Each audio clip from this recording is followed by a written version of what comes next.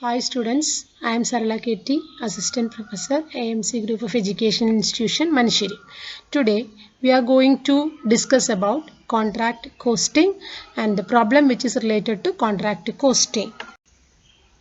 Here I introduce a problem which is a completed contract, that is the contract which is started with a cost of rupees, material cost rupees 32,000, material in hand at the end 2,000, wages 45,000, direct expense 25,000, plant purchased 20,000, contract price 1 lakh and depreciation on plant 10%, indirect expenses 20% on wages.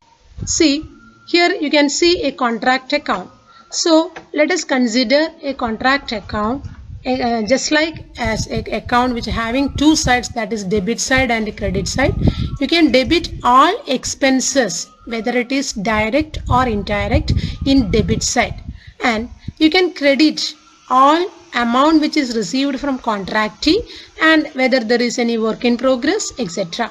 Here in this problem, it is a completed contract and we have introduced as amount of material 32,000, wages 45,000, direct expense 25,000, plant 20,000, indirect expense 9,000, which is obtained from 45,000 is amount of wages, and there is a description about 20% of direct wages can be treated as indirect wages. That is why we can calculate this indirect wages as 20% of total wages, that is 45,000.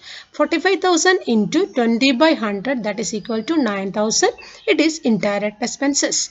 Then in credit side, material in hand, that is the closing material at site rupees 2,000, planned at site closing 18,000.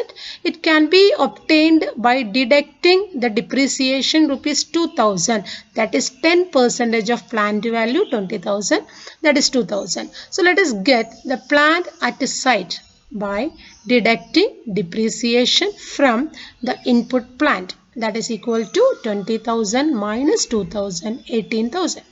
Then the contract price is here 1 lakh, that is credited in contractee's account. Then when we balance this account, the debit side is 1,31,000 and the total of credit side is 1,20,000. That means here is a loss of rupees 11,000. That is 1,31,000 minus 1,20,000.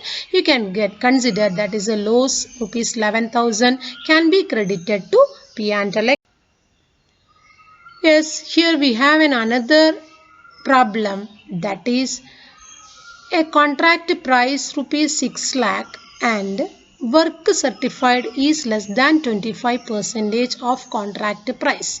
Here we can see that it is the completion of work is less than 25%.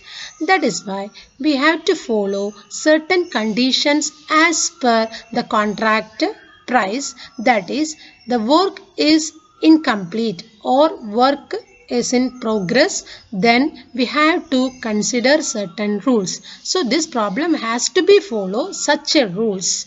Here material rupees 50,000, wages rupees 60,000, other expense rupees 10,000, material returned to store 5,000, plant at cost 60,000, plant at the end at site 54,000, cash received from contractee 1 lakh and work certified 1,25,000, work uncertified 60,000. This is the problem. Then let us go to, that is here you can see a contract account.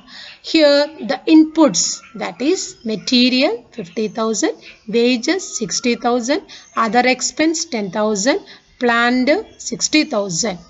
Here in work in progress, that is work started but not completed. The content which element which is related to work in progress, that is work certified 1,25,000 plus work uncertified 60,000.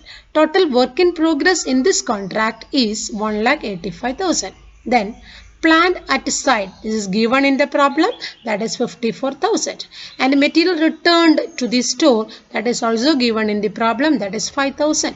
Here the total of account in credit side is 2,44,000 and in debit side it is 1,80,000.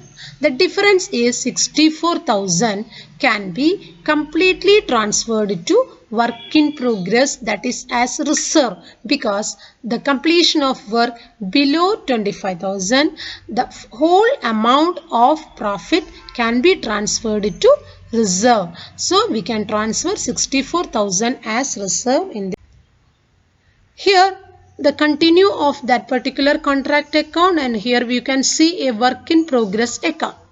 Here in this problem, the work in progress which is transferred to reserve is rupees 64,000, and as per contract account, total work in progress that is credited in contract account is 1,85,000. That means work certified plus work uncertified.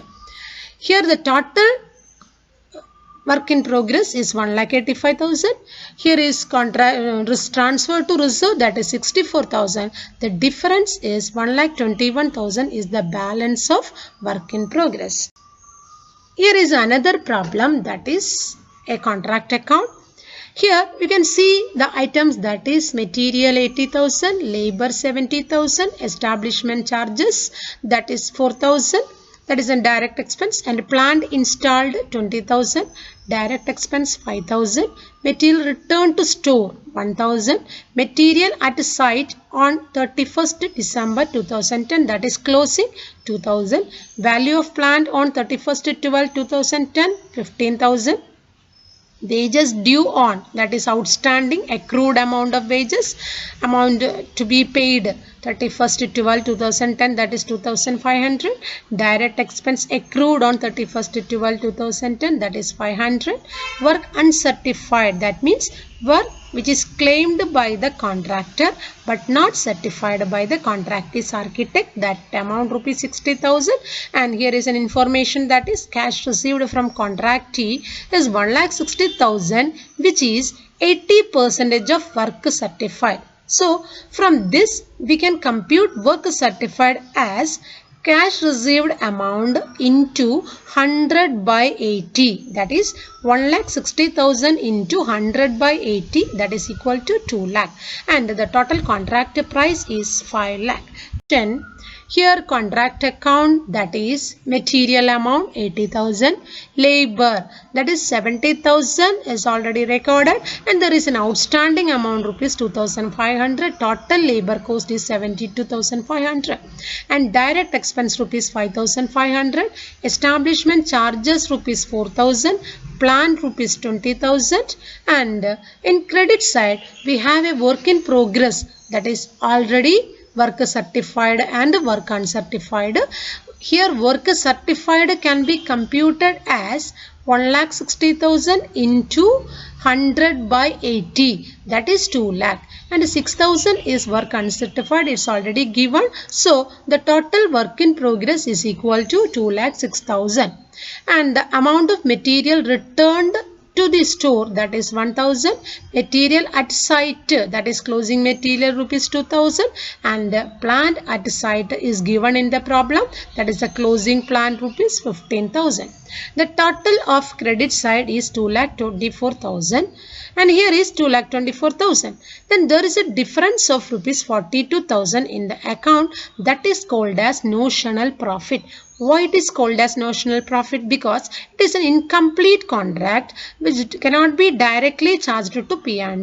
That is why the difference of credit and debit is called as notional profit, and the notional profit is adjusted after carried down, that is notional profit here 42,000, and the amount which is transferred to P&L account is equal to 11,200.